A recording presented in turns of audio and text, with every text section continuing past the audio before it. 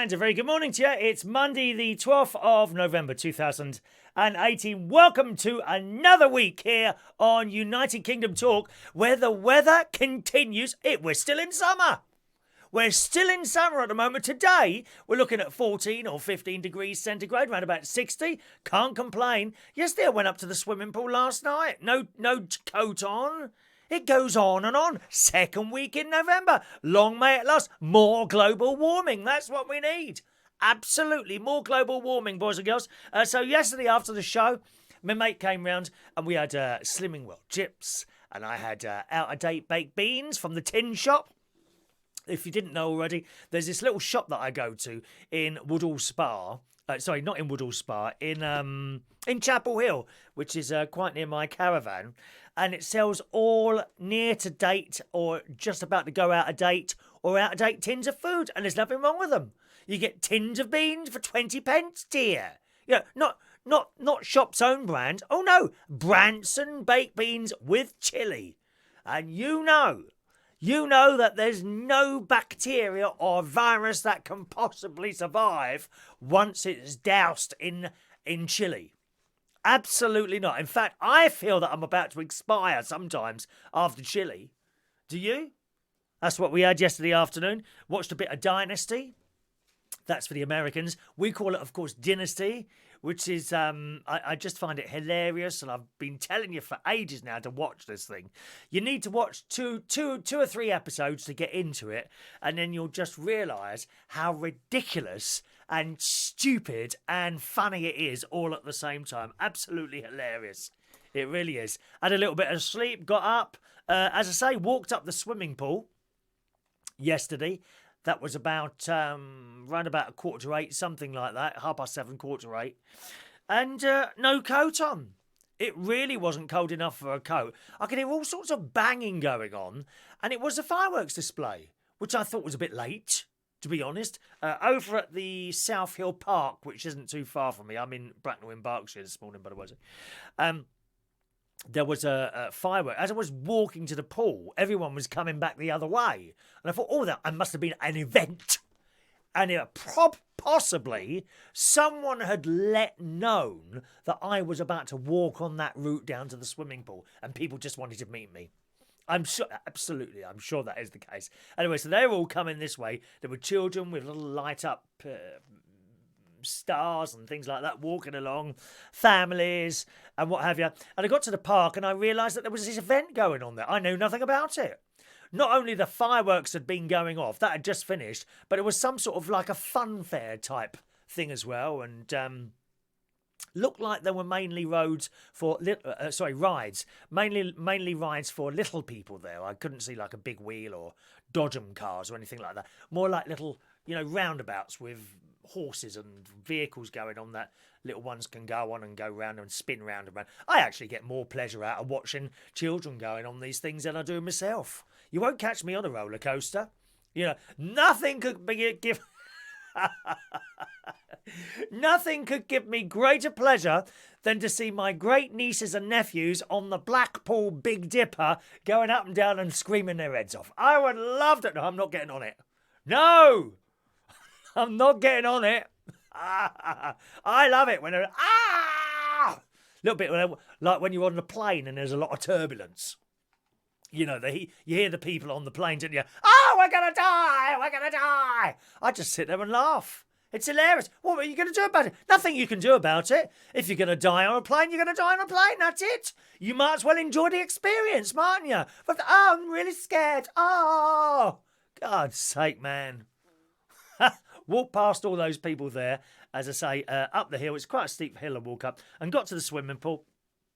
It wasn't very busy at all in there last night. But in the side I'm usually at, there's two women going up and down. So I thought, okay, well, I'll go in that side. There was already people on the other side, so I'm going in that side. And then the people in the other side got out. I thought, well, I'm in this side now. There's three of us. We can go round in circles like that. And I never understand it. Then another person comes in and one side is empty. And the side we're in, there's three of us going round. He comes in this side. What on earth is all that about? Why do they do that? Is it that they're just completely and totally and utterly thick Why do they do that? Wouldn't you go in the side that's empty? So he got into, I thought, I can't be bothered. And I got in the other side. So I had the whole side to myself now. And then someone else came in. I thought, oh, okay, he's going to want to share with me. He or she. I can't remember what it was now. I didn't look. Once I'm into my swimming, that's it. Don't try and talk to me. Oh, no. There's a lady who comes in the pool during the daytime usually. Her name's Anne. And she is a wonderful character. Me and my mate, we love her. And if she notices something wrong, she tells people. Like if she saw a bloke getting in without having without having a shower. Excuse me, you got to have a shower. And he's like, what? Hard-looking bloke. Anne is she's probably just a tiny little bit older than me, but she's tall, right? Not fat, but big, if you see what I mean. Tall and that. And excuse me, can you love to have a shower? And this bloke's like, what? I said, you need to have a shower before you're coming in here because of all the bacteria. Well, yeah, it's just over there. Oh, right, okay. And he went and had a shower. She made him have a shower. Good on her. She tells people when there's something wrong. And she don't like the music in there. They play really weird music in there. It's not like ABBA. There's no ABBA. There's no Britney Spears. Thank God for that. Thank the Lord there is a Lord in it after all. There's no Barry Manilow. There's no... The music in the swimming pool is... Woo, woo, like that it is. Like wow music. Have you ever heard wow music? Well, just listen to Gemma Collins singing. Oh, my name's Gemma Collins, and I got a dirty effing mouth, and if you don't effing like it, you're an F off out of my life. Oh, ghastly woman, dear. Ghastly woman. Which she speaks between eating burgers. Anyway, there was wow music in the swimming. Ooh, well, Anne doesn't like it. She comes in and turns it off. She comes out of the ladies' dressing room, walks over to the unit. We're not allowed to touch those buttons. Off. Then she gets in the pool. But then she tries to talk to you, right? And I can't be spoken to unless I've completed most of my lengths. Excuse me. I must do most of my lengths first. So up and down I go. And Anne comes in the pool. Anyway, so last night this other bloke come in. And what did he do? He walked past my side where there's only me in it. And went in the side where there's already 3 people. Why do they do... I don't get it. Why would you want to do that? Wouldn't you want as much as the pool to yourself as you possibly can have? Strange and mysterious people, boys and girls. Very, very strange and mysterious people. So that was the swimming. So I'd done my 60 lengths as I usually do in it. It's a small pool there. So when I'm in Bracknell, which is where I am, I'm going to be in Bracknell all week this week. I'm not going up to the caravan. So this week, I do 60 lengths in that pool. When I use the pool in Horncastle, which is in Lincolnshire, I only do 40 lengths because it's that much longer. And God, do you notice it? A few extra feet, are we at the end yet? Oh, God, I can get to the end. And the other thing, the one in Horncastle, your little tippy toes can't touch the bottom of the pool. They do that. The pool I go to here in Bracknell is, I suppose it's fairly shallow. I hope you're not. I'm not shallow at all, no dear. I hope you're not shallow either. It's quite shallow, the pool here, so you can your little feet can touch the floor, feet flat on the floor at both ends. Okay, but it's not shallow enough to bang your knees on the floor. Now, there's a pool in Wokingham, which is not far from here. Again, there's another Hilton Hotel in Wokingham, and they've got a pool there. And that pool is so shallow that when you turn around, and I'm not one of those people that turns around professionally in the swimming pool. I don't get to, and then I go upside down and under the water, coming up and go the other way. No, I get to the end and I stop by holding the rail. I turn myself around and then I continue on my swim. Not like these so-called professional swimmers, dear. Oh, no, don't ever get in their way. They go, they got the hat on, they got the glasses, they got the tiny speedos, and they move at the speed of sound. They think they're in a professional swimming pool, like in the Olympic-sized swimming pool. No, you're not, love. You're in a public swimming baths. Okay, might be a private one, but it's for public people. You can't do all those butterfly strokes and all that splashing everyone as you go up and down. Ignorant bastards. Dear me. So in the one in Wokingham, you've got to be careful how you turn around because you bang your knees on the floor at one end. Far too shallow, that one. So back to this pool. So I've completed my swim. While I was doing the swimming, these two blokes that got in that other side, both of them done about 6 lengths and then got out again. Why do they do that? So they get in the pool, disrupt everyone else that's in there, do their 6 lengths, and then get out of the pot. And then there was another fat bloke in there. And honestly, you could see the crack of his arse. I mean, it's not nice, dear. There was one young lad in there, about 25, 26. Even his shorts were quite low. And I was hoping when he turned around, I could see a little bit of a crack there. Nothing. No, it just was that little. It must have been that close to the top of his arse. Very disappointed not to be able to see anything there. Nope, who did we see? The fat old bloke about my age. That's the one. Turns around and there it is, about an inch below the top of his arse. They think that looks nice, dear. They actually think that looks nice. No, cover it up, dear. I wouldn't wear Speedos. Awful. So who's sending angry faces? Let's have a look. I think someone's sending angry faces there. We'll block them, shall we?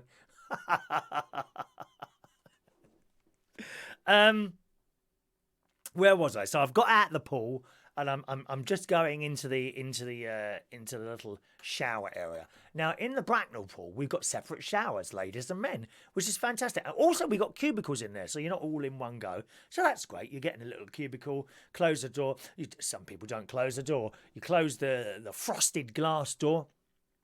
And you can take all your trunks off and all that, and then you can shower properly. Can't do that one at the Horncastle because it's mixed showers. I hate mixed showers. I absolutely hate mixed showers.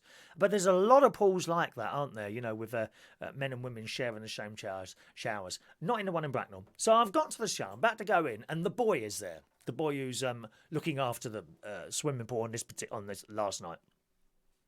Archie is his name.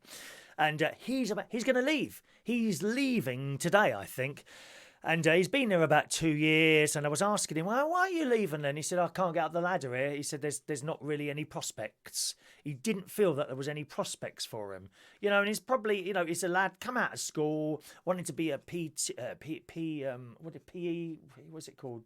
PE thing, where they teach people and what have you, how to do weights and all that business.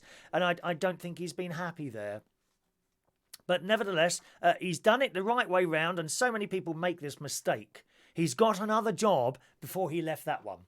Now, a lot of people, they leave a job and they haven't got a job to go to, which is just ridiculous. If you're ever going to leave a job, make sure you've either retiring or you don't need to work or you've got another job to go to. Do not leave a job until you've got another one to go to. And then throw a spanner in the works. Choose your time. I'm leaving tomorrow. And remember, when you've told your manager or whatever that you're leaving at whatever point that is, okay, from that moment, they no longer have any power over you. It's a wonderful feeling. I've done it several times myself, dear. Oh, by the way, I'm going to be leaving Monday. What do you mean you're leaving? I'm leaving next Monday. Well, you can't leave. I said, well, I am. Bye-bye. And, come back. Bye. It's a wonderful, and I'm sure one or two of you in jobs that you'd love to leave and twos up, to whoever's in charge. Well, when you tell them that you're leaving, you've got another job to go to, it is the most wonderful feeling. Anyway, he's going to, he's been sort of, he gets on with everyone there, including the management as far as I know. So that's not including him on that. And he's got a new job in Waitrose, and he looks like a Waitrose type person. Do you know what I mean? They are very, very selective with their staff in Waitrose and John Lewis, and I think he'd do well there. And he's got prospects. He's going to do a night shift, so he gets a bit more money as well. They have like an unsociable hours type thing. And good luck to him. Anyway, so get this now. Some sado has written in, right? Written into the sports centre. What did he say? The HR department. I'm not quite sure what they are. I think human resources, Pen pushers, dear. Suits in office. Let's just push that bit of paper there. We'll just push that. Or let's just type this in so it makes us look important for a while. Tap, tap, tap on the keyboard or something like that. Anyway, so I've got to the shower and Archie is in there filling up the soap dispensers. He said, "Oh, can you just give me a minute? I've got to lock these soap dispensers." I said, "Oh, right, okay." He said, "Yeah, a customer has gone into the showers with a mobile phone and videoed the fact, right, that the soap dispensers weren't locked at the top and sent that to human resources." How sad are they? How sad are you to do that?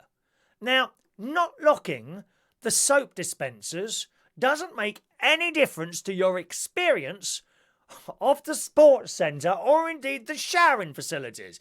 Just because it's not locked on the top doesn't mean that when you go to use the soap, anything different happens. The top doesn't fly off. You push this button at the bottom, which is actually a pain in the arse. The soap dispensers in there, an absolute pain in the arse. You push this button at the bottom, and squirty, squirty, squirty, coconut, quite nice actually, coconut soap, and then you wash yourself and all your bits and pieces, like that.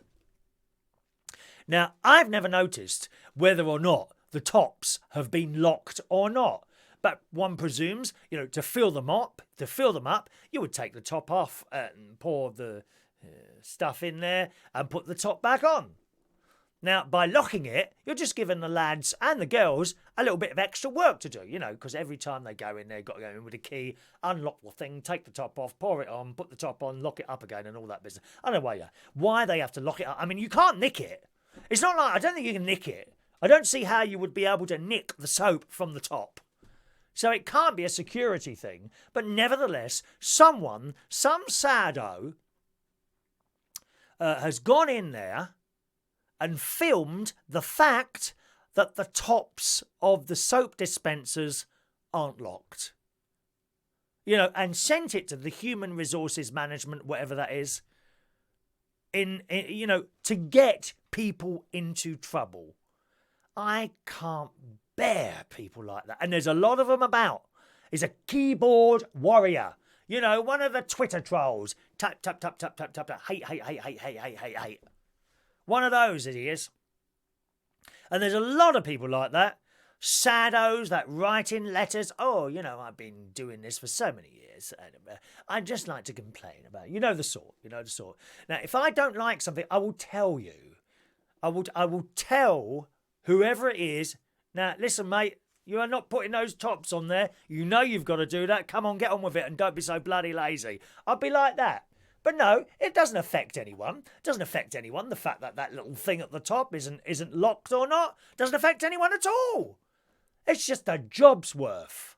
Just a busybody sticking his bloody nose into everyone else's business.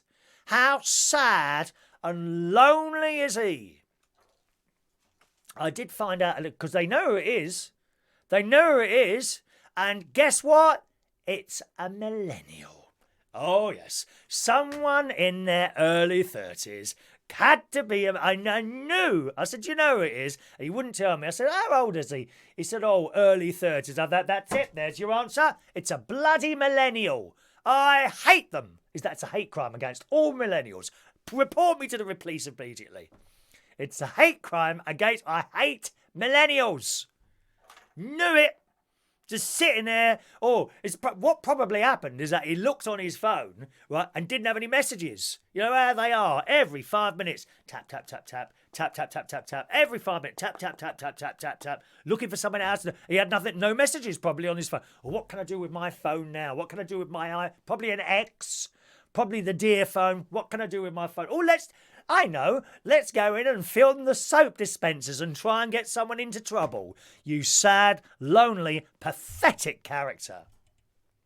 And they're all out there filming things and bits and pieces, trying to get people into trouble, aren't they? Never mind. Anyway, so that was Archie, poor old Archie, getting into trouble there. And that's it, really. After that, Ronnie picked me up from work. He had 2 free meals from me yesterday. 2 free meals from me yesterday, my mate had. And he came back and I did a lasagna. I did a vegetable and corn lasagna in the slow cooker, which I put in right about 2 o'clock in the afternoon it was. Layers of that pasta stuff, sheets of lasagna thing, and there were peppers. I had peppers, carrots. I ran out of blooming onions, didn't I? But fortunately, I had a packet of shallots in the freezer, so I used those. Tomato passata, whatever it's called, and then the layers and the white sauce on the top. So I put that in the slow cooker.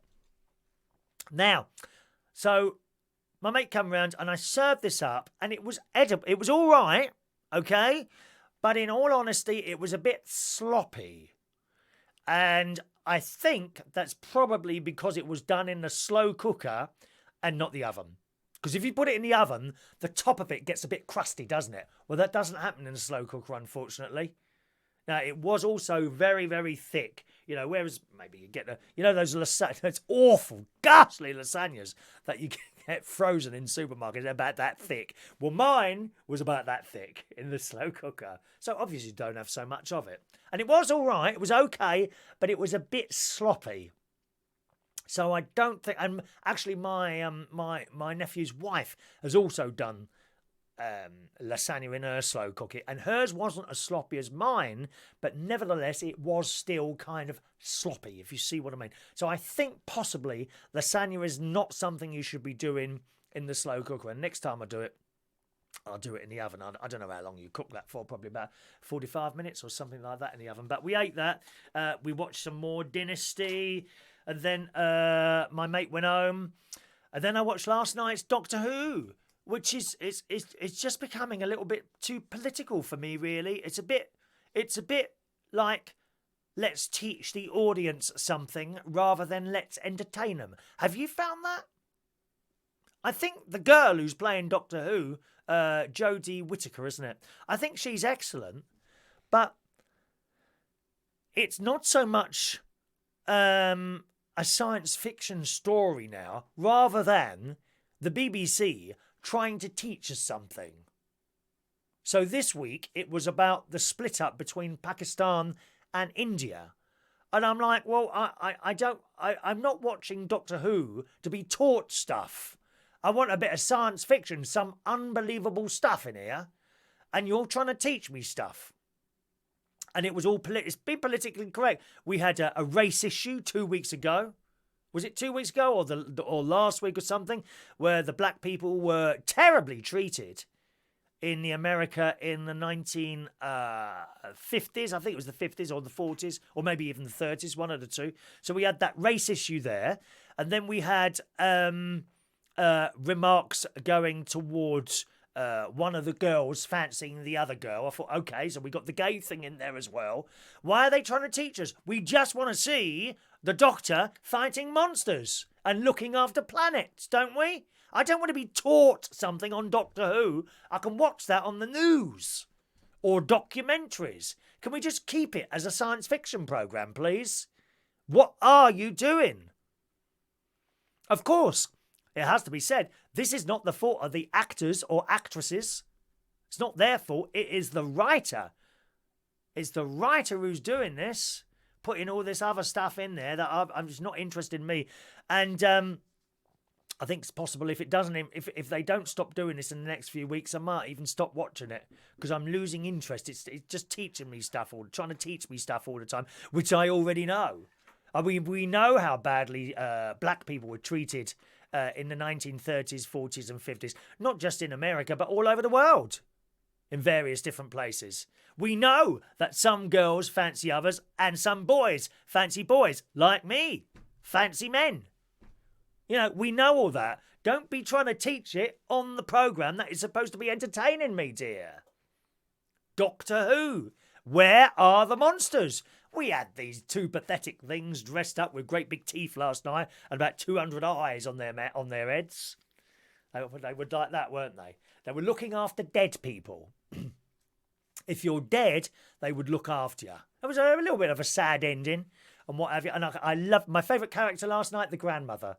Wasn't she fab? Did you see it? With the long hair. Beautiful. So that was my day yesterday. This morning, I went to bed after that. This morning, I got up right about 7:45, watched a little bit of the news. And here we are, chatting away. I'm ready for my plumber to arrive. I've got a plumber arriving today between 11 and 1 o'clock to service my boiler. It'll either be Sam or, who's the other one? Or Nathan. Sam or Nathan, which I'm very, very much looking forward to seeing those two. Okay, let's read some of your messages this morning. Shall I start? Let's start this morning on YouTube, I think, this morning. A very good morning to Paul Mosley, who's in sunny Birmingham. Good morning, Paul. And it is nice weather. It's lovely. It's really nice. The sun's out this morning. We are looking, as I say, 13, 14, 15, 16 degree weather this week. I hope it goes on for Christmas. I've got a long Christmas break this year because the pub won't be open Christmas Eve. It is a Monday Christmas Eve, and they usually don't bother Christmas Eve because it can be a disaster Christmas Eve, so they're not going to bother. So actually, once I finish work on Saturday, then I'm off Sunday, Monday Christmas Eve, Tuesday Christmas Day, Wednesday Boxing Day, Thursday, and back to work on the Friday. And it's the same the week after because I didn't want to do New Year's Eve, you see. I really didn't want to do New Year's Eve. I don't enjoy it. The money's very good New Year's Eve, but, if you don't want it, you don't want it. That's it. It's not all about money. And it would have been DJing as well and possibly till 2, 3 in the morning. Didn't want to do it. So again, the week after, I'm on Saturday night. Then it's Sunday night. Then it's New Year's Eve, which I'm not working. New Year's Day, Thursday, and back again on Friday. So that's not bad, is it? A lot of time for me. I could have gone away, actually, couldn't I? When I think about it, I could have gone to New York and seen New York at Christmas or something like that. Morning to John Parish, who's been cooking live and onions. What's live and onions? Oh, you must mean liver and onions. Oh, no. How can anyone eat liver? Oh, no. Ghastly stuff. It's awful. Hello to... Oh, there you are. You've corrected yourself there. John's saying hello to everyone. Good morning to Claire, who's just had an incredible hailstorm. Have you really? Gosh, I've got blue skies here, Claire. Nothing here at all. Whereabouts are you, Claire? Are you in Guildford this morning?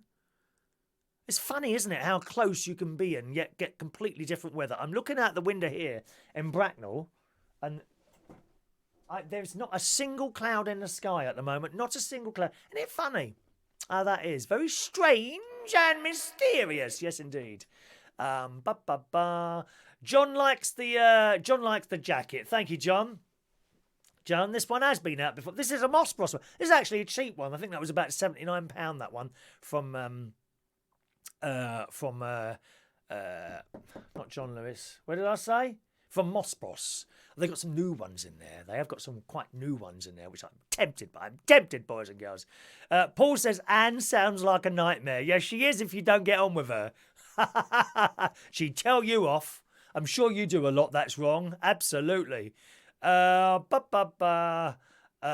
Should get nicked for taking photos in a shower. Yeah, I think he should. I think it's awful to say things about people like that. It's horrible. Morning to Robert Lunn, who says the BBC are socially engineering. They absolutely are. You're right, Robert. I'm sure they are. John says, I saw a gay Klingon on Doctor Who a few years ago. I think all Klingons are possibly... It's not on Doctor Who, dear. We don't have... Oh, honestly, John, you don't get Klingons on Doctor Who. That's Star Trek. Do get your programmes right. Star Trek, as you probably know, a lot of people don't realise that. Star Trek is a documentary.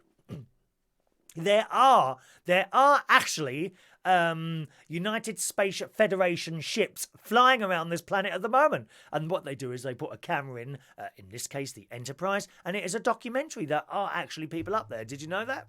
Yes. Paul says, my postman is obsessed with Doctor Who. He goes to all the geek shows and collects loads of Doctor Who stuff. He is appalled by the new Doctor and said it's horrendous. Okay, fair comment. I think the Doctor's all right. It's the stories. The stories. You're trying to teach me stuff and I don't want it. Right side up on Vaughan Live. Good morning to you. Claire's in Leatherhead this morning and it's still raining. No rain at all here, Claire. Not a single speck of rain here. Over on Facebook Live, nephew Gary Butler is there. Good morning, Gary. Diane Jebb's there. There is no prizes, Gary. The prize is another trip to the fish and chip shop. There you go, Gary. Next time I'm up. All right. Morning to Ray Reynolds, who's coming along to Central Station later on to entertain us all. Jerry Cashmore Smith. I gather you're out of hospital at the moment. There's someone else who's in hospital at the moment. I'll come to that in a minute. Hello to the delightful Michelle White, Chief of all operations at Waitrose in Bracknell, who is a big fan of Dynasty as well. Hello to Grant. Good morning to you, Grant. Hope things are going well with the Duchess. Do please send me her best, my best wishes to her. Such a wonderful character. Hello to Michael Lawrence, who's off to work. Good morning, Michael. Hope you're well. Time to come in and sing at my karaoke, dear. Hello to Rue. Michael Lawrence cannot get up to misfits in the changing room. Well, they are misfits in the changing room. Taking pictures, dear. Taking pictures. Grant's got a new job. He's going to start working at IKEA. Now, I like their stuff. I've got stuff here in this house. I haven't been to IKEA for years. The last time I went, actually, I was going out with a bloke called Lee from Wales. And we went to IKEA, so that would have been 2000. Last time I went to IKEA was 2000. I bought a few items in, and they are all still perfectly all right, fully in use. And you know that stuff that they put over it? What's it called? You know the plastic stuff they put? Because it's only chipboard, isn't it? They put that plastic. Is it laminate? Is that what it's called, laminate? None of it's peeled off. Very, very good quality, the stuff in IKEA, I must say. Hello to Benjamin. Morning to Benjamin, joining us for the first time today. The lovely Karen and Louise. Good morning, girls. Apparently it's pouring down with rain in Greenwich at the moment. We got nothing here at all. Honestly, it's beautiful blue skies. It really is. Ray, the BBC have always introduced public information into dramas, even on radio. The Archers. Ba ba ba ba ba ba ba ba ba ba ba ba, and Mrs. Dow's Diary. Did you listen to that? Did you? God, I remember Waggoner's Walk. My mum used to listen to The Archers and Waggoner's Walk. I can't remember the music to Waggoner's Walk. I wonder if that's on the YouTube. One moment, let's have a look. Waggoner's Walk? Waggoner's... Oh, look, Waggoner's Walk theme. Let's see if it's on here. I might be able to get away with playing you just a tiny little bit before the copyright people start. Time now here on Radio 2 for Waggoner's Walk. Sophie Richmond makes a rare visit to the Waggoners. Here we go.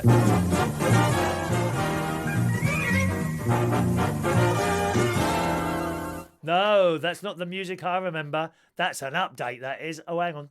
Let's try this one. Is that it? There have been a good many changes in Wagner's Walk since moving pictures. Just a minute. Working. Maybe she had a show. No, that's not it either. Waggoner's Walk 1992. Let's try that. Try that one. Hello? Where's my music? No. Oh, I don't know. No, can't find that. But yeah, my mum used to listen to The Archers and Waggoner's Walk as well, so I do remember that, Ray. He says, even on radio, the Archers and Mrs. Dow's Diary told us what to eat correctly and make, do and mend and all that on and after during the war. So, yeah, I find it a bit much. I'm not used to being taught stuff about anything at all on Doctor Who. Morning to Paul Gallagher. Morning, Paul. Gary's letting out my caravan this week, he said. He keeps threatening to let out the caravan whenever I'm not there. I'm just going to meet this week's tenants for the caravan. Cash first, remember that. Get the money first, dear. You must get the money first. That's what I always used to tell the rent board. Never mind. David Thompson is in Maidstone this morning. Good morning, David. Hello to Kevin Webster. Am I going to the Radio London Soul Night Out? Yes, indeed I am. I'm very much looking forward to that. And that is on Wednesday night. I don't know what time it's on the radio. It'll probably be broadcast on the radio part of that. Tony Blackburn's BBC Radio London Soul Night Out. We've got The Real Thing. We've got Alexandra Neal, Alexandra Burke, and many more that we'll be seeing. It's funny, it's all over at 10:30. Finishes at 10:30. So the doors open at 6 o'clock. I'm meeting my mate at 5 o'clock in the afternoon. We'll have a cup of tea round the corner. So I always take the train in as well. I'll be getting a train from Bracknell. First on Bracknell to Waterloo, then Waterloo to Camden Town on the Northern Line. And that'd be great. So I get there around about 5 o'clock. Doors open at 6. Show starts at 7. At 10:30, it's all over. We all go home. Everyone in there is over like 50 years old. It's great. You should come.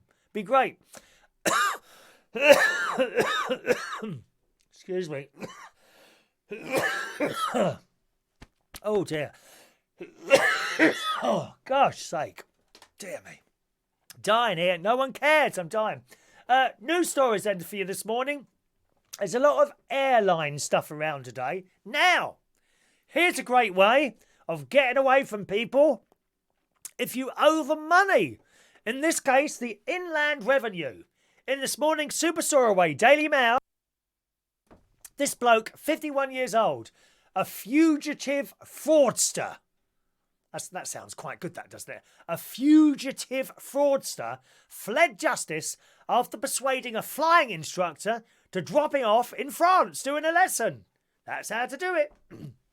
This bloke had been convicted of a £1 million VAT scam alongside his ailing father Brian, and both men faced lengthy prison sentences. But while on bail, this bloke Jamie Colwell came up with an elaborate plan to flee the country. He first hired a third party to drive his 74-year-old father to France via Dover in his new Porsche. The driver then returned, bringing back with him Brian Colwell's passport for his son to use, as it has been confiscated as part of his bail conditions. He then booked a flying lesson in southeast Kent in his father's name. When the light aircraft entered French airspace, he convinced the instructor to land at an airfield and let him out. He met up with his father, and the pair fled to Malaga in Spain. I mean, you've got to give him marks for the front of this. The cleverness of this. A court heard the two men hired the same person to drive a rental van with their furniture to the Costa del Sol. Officials from the tax office launched an investigation after the defendants failed to reappear at Bournemouth Crown Court in January for sentencing.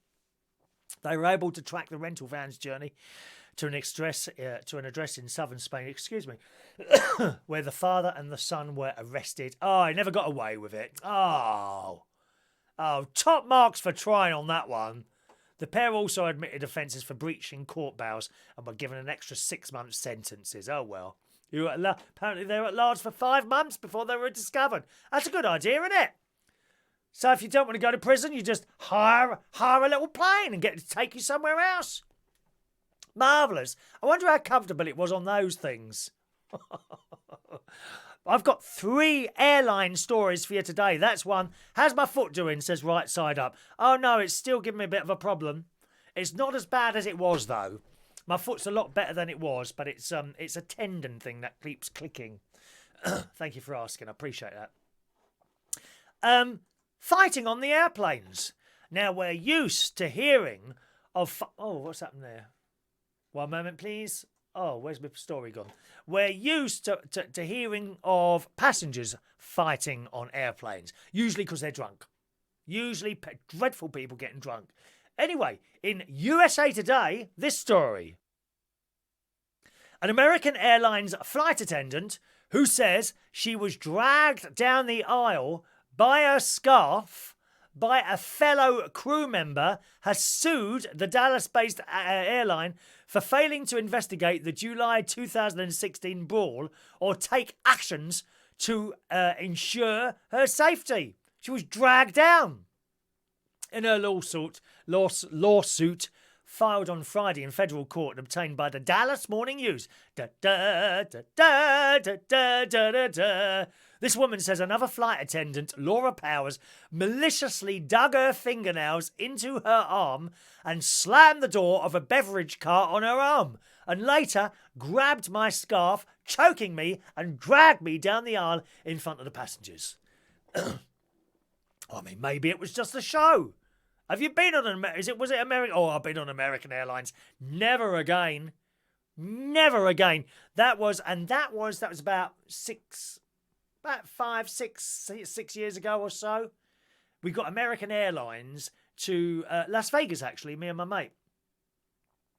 I was used to flying to Australia and back. You know, that's a 24-hour flight, that is.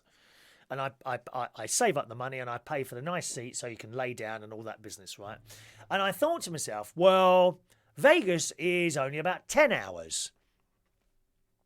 So maybe I don't need that legroom. So we booked the economy on American Airlines. Oh, I cannot tell you how uncomfortable I was in that seat. I mean, I don't think I think the foam had been flattened, you know, where your arse is. The foam was all flattened. It was so uncomfortable. And every time you got up, they said, could you sit back in your seat, please, sir? They didn't like you standing up on there. Sometimes on the British Airways ones, you know, you want to stretch your legs, you just stand up. You stand up and you just stand up behind your own seat. No problem at all.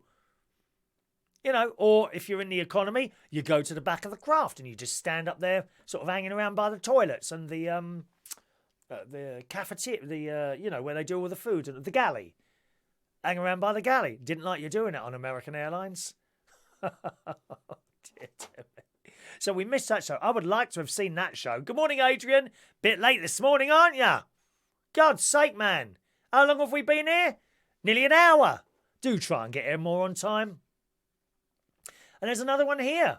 In The Independent, a senior Air India pilot was grounded after he failed a breathalyzer test shortly before a flight from New Delhi to London on Saturday this week. He was drunk. This bloke, who's responsible for safety at the airline as operations director, denied drinking on the job and said he would contest the results of the alcohol check. So he says he hasn't been drinking.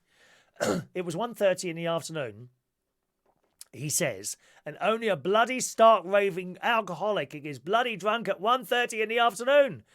This bloke told Reuters, I'm going to contest this. It's the second time the bloke has been in trouble over breathalyzer tests. He was suspended for 3 months in 2017 for allegedly refusing to be assessed. And a second Air India employee was also grounded on Saturday as well. So they're all drunk, dear. They're all drunk. Shocking. Shocking. Mind you, perhaps they were thirsty and they were a bit late for coming in with the tea. Tea or coffee? Chicken or beef? Anyone see the cenotaph thing yesterday? That was very, very good and very, very moving. And people are going a little bit mad over Jeremy Corbyn's dress. No, not his dress. He wasn't wearing a dress. His dress sense. I don't know if anyone saw this yesterday.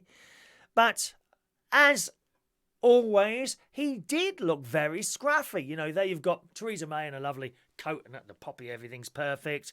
All the other all the other politicians and important people really nicely dressed. And there's Jeremy Corbyn with an old grey coat, with a hood, looking scruffy. And they're all going mad on the Twitter, on the Facebook. Oh, what does he look like? Now, in this morning's Daily Mail, it says Jeremy Corbyn was branded scruffy and disrespectful today as he was widely mocked on social media for choosing to wear a grey anorak to the Armistice Day service at the Cenotaph. The Labour leader stood out among a sea of black overcoats as smartly dressed politicians and dignitaries attending the 100th anniversary commemorations in London. And I did see that, and yes, he does look scruffy. But I'm not a fan of Jeremy Corbyn. I think his heart's in the right place. I think all politicians have got their heart in the right place. whoever you vote for, you know, you are voting for the person that you most align with. I think most people are roughly down the centre and go slightly one way or slightly the other. I'm not a massive fan of Jeremy Corbyn. I think some of these things he says are to be absolutely commended. Where the money comes from a lot of his ideas, I don't know. That's where my conservative bit kicks in, you see. Well, you know, he wants to spend 10 million, but where's that coming from? Where's that one coming from? I think he wants to get rid of the nuclear defences. I think that would be, it's like taking down your shields and then, oh, we've got no shields now, let's attack. Although, as to be said, what they would attack us for, I don't know. Why would anyone want to just attack? You know, what have we got here that anyone could possibly want? Can I just check this? Hang on a minute. Let me just check this because I'm waiting for my plumber and I'd hate to miss him. 1 minute, let me have a look at my front door. I can do that. I can look at my front door here. Look, watch this. It's my front door. Oh, where is it now? Oh, it's not come up. Oh, how strange and mysterious. It's not come up. Hang on, where's the live view? Let's try the live view. There it is. Is that working now? No one there. It's the sun set it off. The sun sometimes sets it off. And, yeah, so you align yourself with the person or party that you kind of agree with the most. I'm really almost completely slightly down. I'm just slightly to the right, I am. And I have to say, after seeing all these people chatting away on Twitter, on the Facebook and the newspapers, here we are, the Labour seat stood out among a sea of black overcoats with his old anorak on. I have to say, he's not someone who dresses smart. That's just how it is. And there's plenty, and generally women know how to do it. Women know how to dress. Not all blokes can look smart. I'm sorry, they can't. And no matter what effort they make, he probably went out of his house and he's done all this in the mirror and thought, that's okay, I'll go out there. Completely unaware as to how he looks in front of anyone else. So if you look at Jeremy Corbyn, he always looks untidy and scruffy. So I think in his defence, there's that. I think he's just one of those people who don't look tidy ever. I've got to tell you, like when I dress like this here, okay, and when I'm at work, when I'm doing my karaoke, I like to think I look sort of fairly reasonable and stage-like, if you see what I mean. Stage-like. Let me tell you, as soon as I finish this show, this comes off, and an old T-shirt goes on. You wouldn't believe it. I probably look even more like Jeremy Corbyn than he does himself, including with a beard. And I don't vote for him. But I think fair's fair. And I honestly think that some blokes, in particular blokes, some blokes just do not know how to dress, and that's how it is. Remember, he's a bloke on his own as well, isn't he? It's not like he's got someone living there like Diane Abbott. Oh, hush my mouth. I don't think she ever moved in. Was it just a one-night thing with her? I saw her on the telly the other day on the Question Time. Diane Abbott, and she was actually quite good on there. She was very moving actually when she was talking, and you could see she was about. It looked like she was about to burst into tears. It was I can't remember what the subject was now. I can't remember what they were talking about. But I mean, she came across on that particular programme as very good. But, you know, all people need to be given a little bit of space, I think. And Jeremy, he just don't know how to dress. And I think that's the be-all and end of it. You don't honestly think he went out there to the cenotaph to make sure that he looked untidy and undressed, do you? No, of course he didn't. It's just how he is. Just how he is. Claire says, I went to a Remembrance Day service down in Dorset. First time I've been in years, but I found it really moving. They read out the names of every soldier who had died in the World War. Yeah, I've been to a couple of those over the years as well. I didn't go this year. I came back from church, and the first thing I did, I came straight in. I went to Aldi and come back here for 11 o'clock, put the telly on and watched the whole thing on the telly. And I found it very, very moving indeed. Paul says, I went to one in our town Very moving. That was in Birmingham, I suppose, and a lovely service there. Christina says, we all love your jackets. Thank you, Christina. I've got my eye on one. Someone sent me a link to a load of jackets. The only thing is, they're really cheap. And I don't know what the quality would be like once they got here. They might be all right for wearing here, because you can't, I mean, if this was a cheap old jacket, well, it is, I suppose, £79 is sort of reasonably cheap for a jacket, isn't it? I might order one just to see what it's like $30. Probably come from China, but, you know, my Christmas jackets come from China. They came from China. They're all right, aren't they? I didn't know they celebrated Christmas in China. Maybe they just make the jackets, do they? What else have we got here? Let's have a look here. Oh yeah, did you? And this bloke was on the telly this morning, actually, on that ghastly programme with that Piers Morgan and the other one. What's her name? The one that left BBC. There's a bloke on this morning. It was to change his age. Oh yes. We've got men wanting to be girls, girls wanting to be men, people wanting to change this, people wanting to identify as bilinear. Now, we've got a bloke who legally wants to change his age. Now, you may have seen this story. It's been kicking around there for a few days. A Dutch pensioner who identifies as 49. He identifies himself as 49. Now, remember, because of all this political correctness bollocks, you can identify for whatever you want to be now. I today am identifying as a back scratcher. This morning, I am identifying as a back scratcher. Oh, yes. So if you see me walking around to the Chris, I've got an itchy back today. No problem at all. I will scratch it for you. A back scratcher. A Dutch pensioner who identifies as 49 has launched a lawsuit to legally change his age. This bloke is 69 years old, okay? He wants to change the date of his birth on his passport from the 11th of March 1949 to the 11th of March 1969, which would make him younger than me. He says he's had a checkup and is biologically 25 years younger than his date of birth, he claims.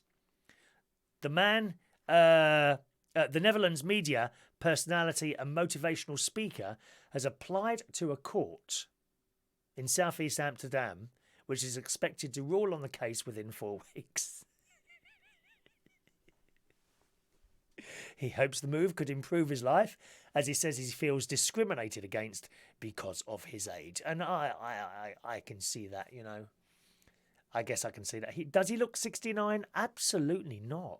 No, he does actually look like he's about 49 years old. But how can that be allowed to change your age? The world just gets madder and madder, and I often speak to myself, to my sister on the phone about various news stories, this, that and the other, that go on around us all the time. It's just ridiculous. It is absolutely ridiculous. Bending over backwards often for about 2 people who decide they want to do something different to everyone else. Oh yeah, do what you want. Do anything you want. The question is, what age are you identifying today? I think I identify as like a 9-year-old. A 9-year-old boy who's full of mischief and evilness. Finally on the show today, I want to show you. Now, my brother-in-law, Martin, is in hospital at the moment. Now, he was told he could go home yesterday, right? So a doctor's come round to see him. Yeah, you can go home today. My sister's gone up there last night to get to the hospital. He's ready to go, only for the nurse to come over and say, oh, you can't go, there's nothing in the notes. So he couldn't go home. How does that happen? He was told in the afternoon by the doctor, yep, you can go home later on. My sister's got up there. Nurse has come over. There's nothing in the notes that discharges you. You can't go home. And they'd taken that thing out of your arm, you know, the little plastic tube. they had to put another one in. It's bad enough having that damn thing put in your arm, only to have it removed and then have to have another one put in, probably in the other side. Isn't that terrible? Not only that, would you like to see what his roast dinner consisted of? Ready? This was my brother-in-law's roast dinner from yesterday at the hospital we're staying in. Look. Now, admittedly, he did ask for no potatoes, but look, that is Martin's Sunday dinner at the hospital. Isn't that disgusting?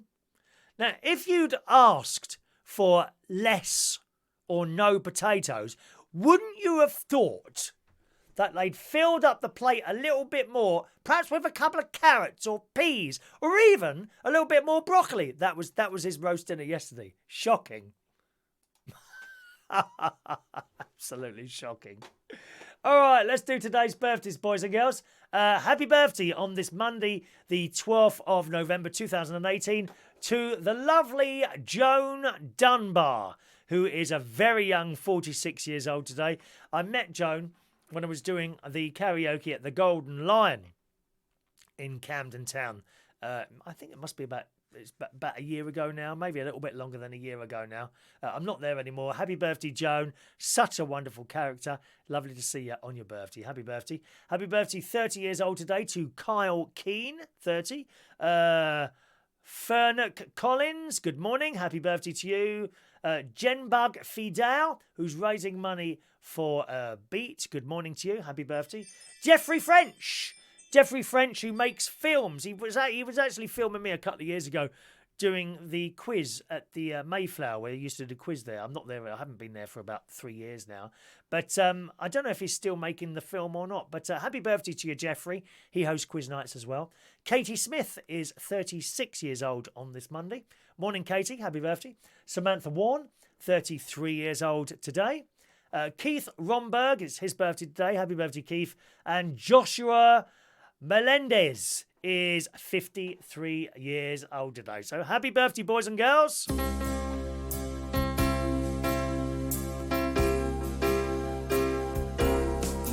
Happy birthday to you. Happy birthday to you.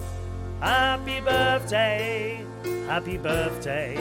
Happy birthday to you. Now tonight, being Monday night, I'll be hosting karaoke tonight at Central Station. What you're doing tonight, if you're in North London, King's Cross, there it is.